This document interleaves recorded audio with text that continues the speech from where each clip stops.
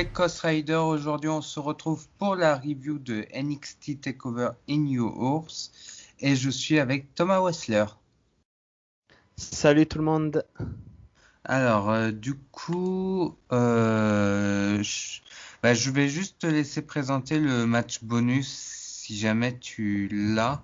Oui, donc c'était un match qui était disponible sur YouTube et pour les fans présents c'était un dark match. C'était la Robert Stone brand, c'est-à-dire Jessica Mea et Aliyah, managées par Robert Stone, contre la catcheuse japonaise Sarray et Zoe Stark. Le match, je ne me souviens plus exactement de la durée. Je sais qu'il avait duré à peu près moins de 10 minutes. Alors moi, je pourrais pas trop dire parce que malheureusement, je ne l'ai pas vu ce match-là. Mais sinon, pour parler du match en lui-même, c'était un match sympathique, un match tag team, ouais, sympathique, je veux dire, mais je veux dire, il n'y a pas trop à dire. C'était disons, un petit apéritif avant le show, disons, mais je veux dire, c'était pas le match. Je veux dire, c'est pas le match qui va te pousser à regarder le pay-per-view. Je veux dire, Ouais. pourtant, j'adore Alia et tout. Ah, mais là, j'ai la durée voilà, du match. Il a duré 11 minutes 23. Voilà. Le match, il a été remporté par Sarray et Zoe Stark. Pas visible. Aussi, oui, voilà. Aussi, après le match, il y a eu un petit, dans une autre vidéo, il y a eu un petit segment backstage, ça je sais pas si tu étais au courant, que en gros il y avait Robert Stone Si avec j'avais vu ça, ouais. Jesse, Alia et Frankie Monet, plus connu sous le nom de Taya Valkyrie à Impact, qu'en gros on voit que Frankie essaye que Alia et Jesse quittent Robert Stone. Donc moi perso, je vais un peu parler de cette idée-là. J'aime bien l'idée. Peut-être s'ils alliaient par exemple Alia avec Jesse, avec Frankie, peut-être ça pourrait faire un trio de heal qui pourrait être pas mal. Et je verrais bien par exemple Robert Stone au final venir en tant que catcheur, quoi, en catcheur solo. Donc perso, cette rivalité, cette mini storyline, j'ai hâte de voir où ça va mener personnellement. D'accord. Bah Euh, du coup moi j'ai pas grand chose à dire sur ce match vu que je l'ai pas vu. Après vu ce que tu as dit tout à voir, malheureusement tu connais mon avis. Je pense que pour moi il n'y a vraiment plus d'espoir pour Alia. je dirais même pour Jessie malheureusement. Parce que Jessie, faut se dire, même qu'elle a été transparente pendant plusieurs années, on peut dire, elle a eu quand même deux trois gimmicks avant celle-là.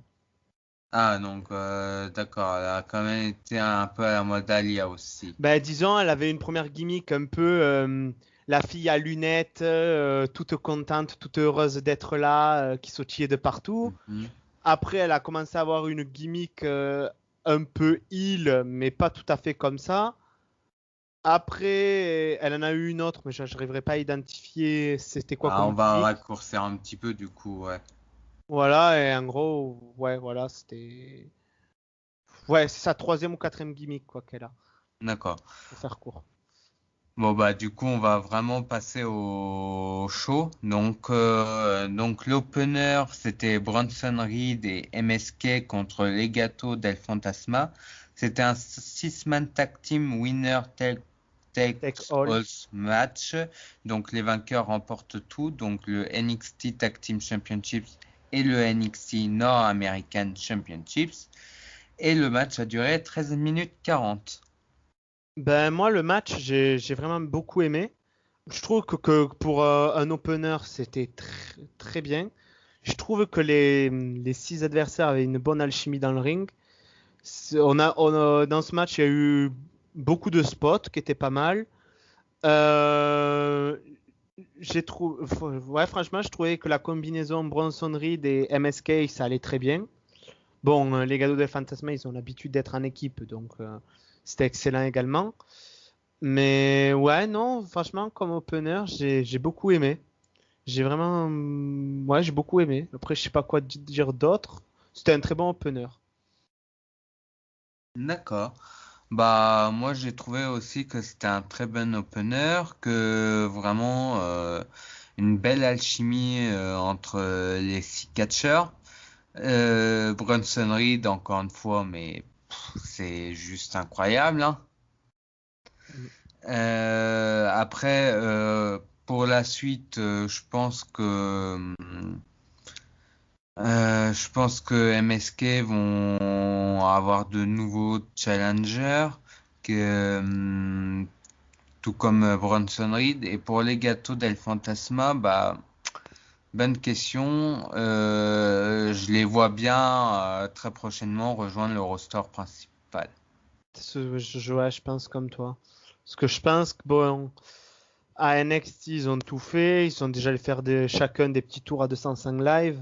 Donc, ouais, je pense qu'il n'y a pas grand-chose qu'ils pourraient faire en plus, quoi. Donc du coup, ouais, j'ai pas grand-chose à dire sur ce match.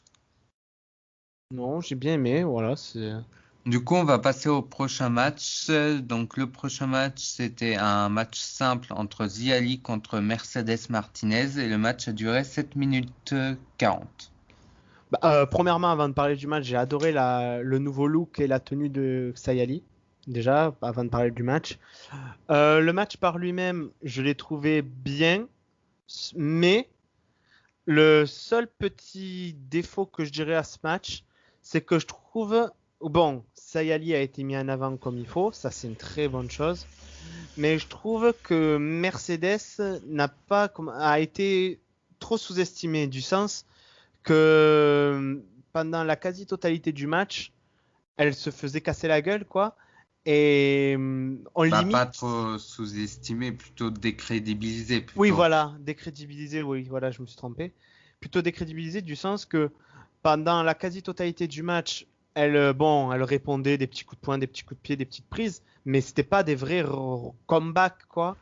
Je trouve que, disons, elle n'a pas assez été mise en avant dans le match, même s'il fallait mettre en avant Sayali, j'aurais aimé, disons, voir à des moments des suspens, genre Mercedes revient, des petits échanges que là, limite, on aurait dit Sayali j'exagère, contre un sac de frappe, quoi, limite à des moments.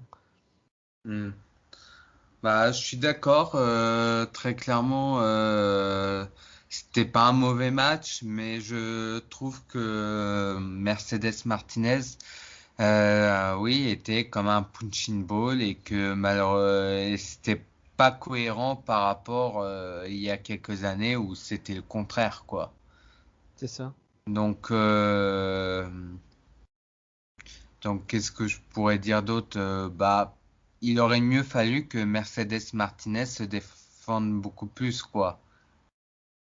Oui, surtout que Mercedes Martinez, c'est pas une personne, je veux dire, c'est pas la personne qui job à NXT, quoi. À NXT, elle est quand même, bon, c'est pas une top non plus, mais c'est pas une jobbeuse non plus.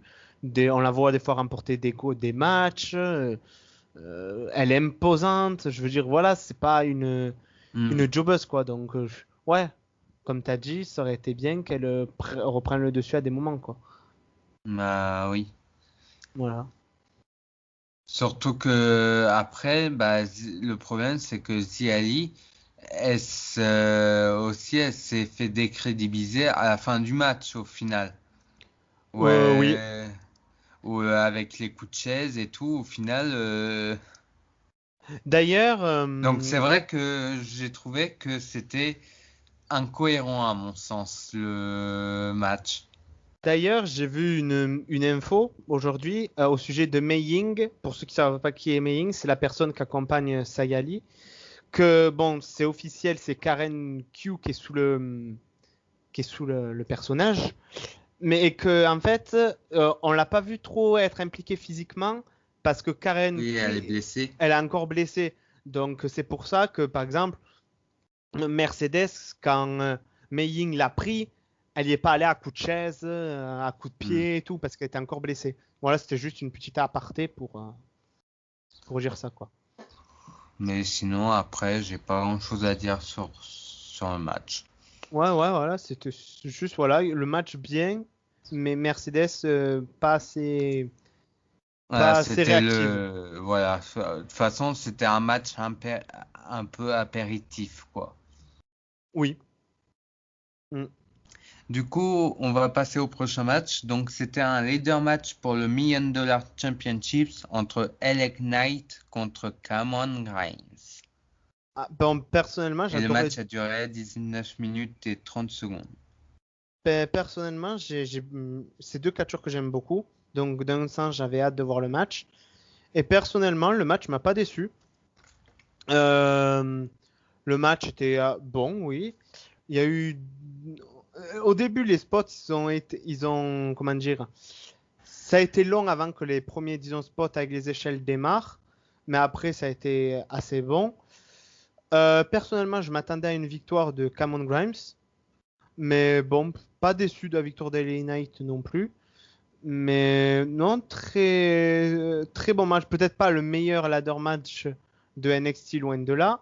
Mais bon petit ladder match. Après, ouais, D'accord. je pense pas avoir plus à dire sur ce match-là. Bah, moi, j'ai trouvé que c'était un bon match. Pas forcément le meilleur leader match et tout, hein. C'est vrai que j'aurais bien aimé voir beaucoup plus de spots.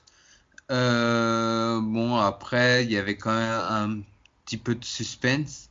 Ce que je trouve dommage, le gros défaut que je pourrais dire, c'est que LA LA Knight et Knight. tout, euh, comment dire, n'a pas assez vendu les prises de Cameron Grimes. Ah Parce oui, que c'est vrai qu'à un moment donné, dès qu'il se prend un gros coup, bah, 2 minutes après, il revient en mode au calme. Alors que Cameron Grimes, au moins, il fait l'effort de vendre les prises.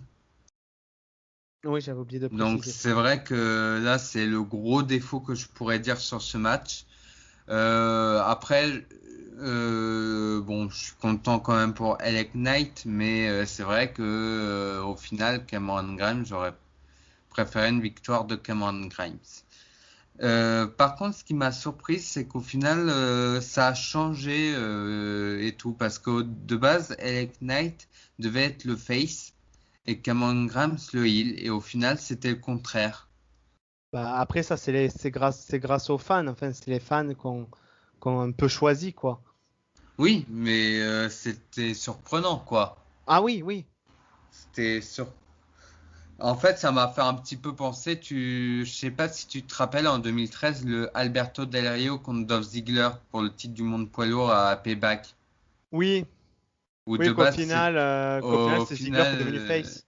bah oui, Del Rio était le face et durant le match, bah ça a changé et au final, Del Rio était devenu le heel tandis que Ziggler était devenu le face. Je m'en souviens parce que ça, c'est un de mes matchs préférés. Pareil. Donc ça, je m'en souviens très bien, ouais. Et du coup, c'est un peu du même principe et tout. Après, la question que je me pose, c'est bien entendu, quelle suite pour le Million Dollar Championships? Selon moi, je pense que c'est un titre qui va pas rester longtemps, donc à voir. Ben, à part, je sais pas. Là, je t'avoue, je sais pas ce qu'il pourrait en faire. Parce que ce titre par lui-même, j'aime beaucoup. J'aime beaucoup le titre. Mais je sais pas ce qu'il pourrait en faire, en fait. Après, moi personnellement, je vois bien des catcheurs avoir ce titre, du genre Hitro et tout. Ouais, Donc, faut voir. ouais, je vois, ouais. Bon, du coup, je pense qu'on n'a pas d'autres choses à dire.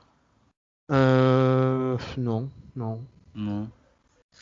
Du coup, on va passer au prochain match entre Raquel Gonzalez contre Amber Moon. Et c'était un match pour le NXT Women's Championships. Et le match a duré 12 minutes 40. Perso, je trouve que ce match, il était bien. Déjà, il a commencé rapidement. C'est de suite rentré dans les choses sérieuses. Je veux dire, elles sont de suite, entre Catch guillemets. fight. Oui, voilà. J'allais dire, elles sont de suite mises sur la gueule. Mais ouais, voilà, c'est ça, en gros. Mais non, le match était très bon. Bon, ben. Ragel, elle s'est toujours imposée en tant que dominatrice. Mais la différence entre ce match-là et le match, par exemple, avec Mercedes, malgré que Ragel a dominé une bonne partie du match, Amber Moon, à des moments, elle revenait. Il y avait un échange, quoi. Hmm. Donc, voilà, quoi. Non, ce match, j'ai bien aimé. Bah pareil, moi j'ai bien aimé le match, c'était plutôt cool dans l'ensemble. Après il y avait quand même du suspense. Après j'ai pas grand-chose à dire sur ce match aussi là. Hum, Euh, ouais non là j'ai pas grand-chose à dire sur le match en Non, soi. le match était bon, mais ouais, je vois pas quoi dire de plus en fait sur ce match-là. Le match était très bon. Bon du coup là sur ce match c'est un peu rapide mais c'est vrai qu'on n'a pas grand-chose à dire. Bon, peut-être un peu trop d'intervention du côté de Dakota Kai, peut-être, mais c'est Après, tout, quoi. si, attends, on a oublié de dire, il y a eu le retour de Shotzi Blackheart.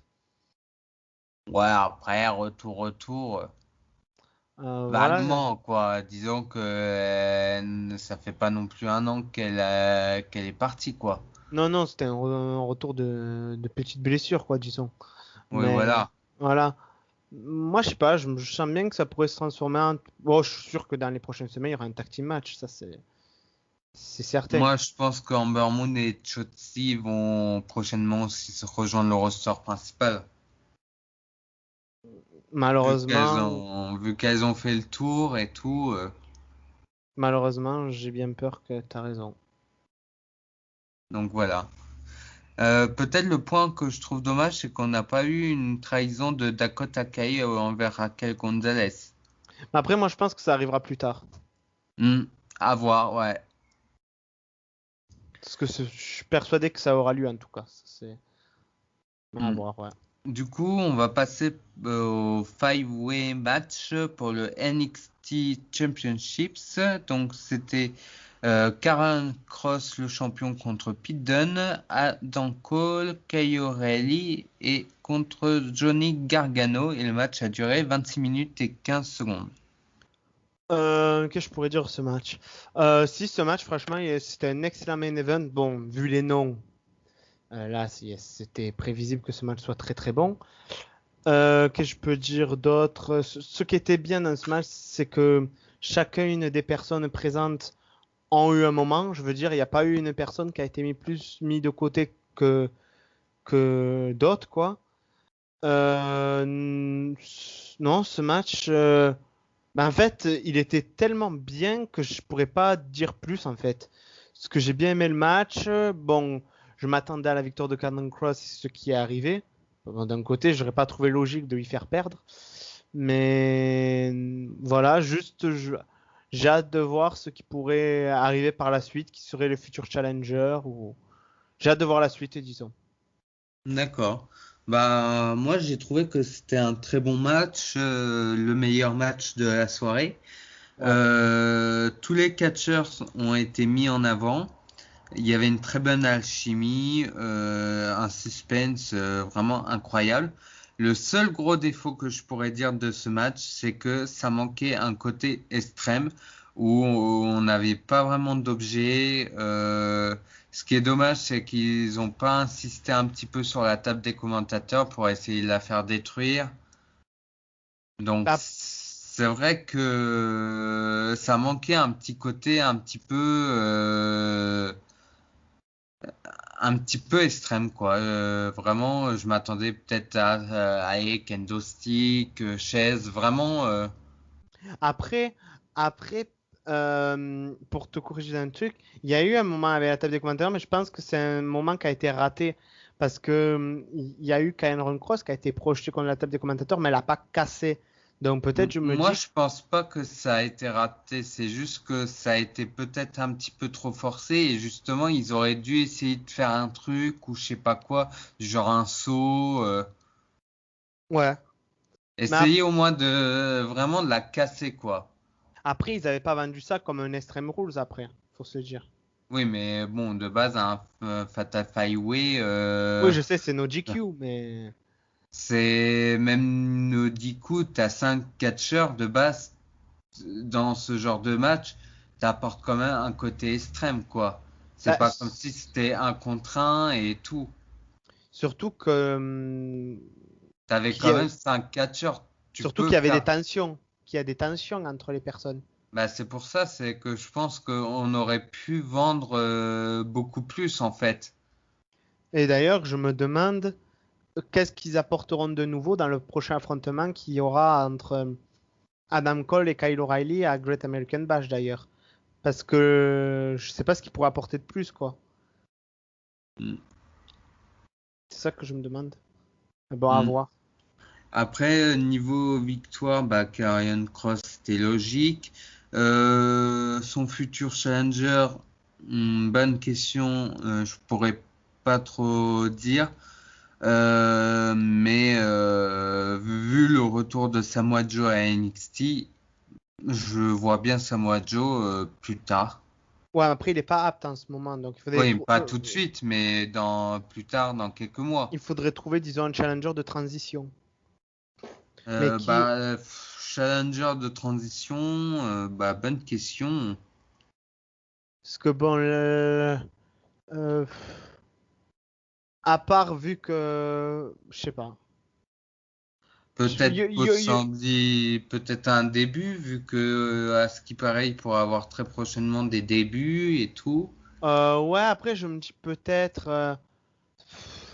Il y aura encore Roderick Strong, je t'aurais dit, tiens, peut-être Roderick Strong qu'il essaie de le challenger, mais là, Roderick Strong, on n'a aucune nouvelle de lui.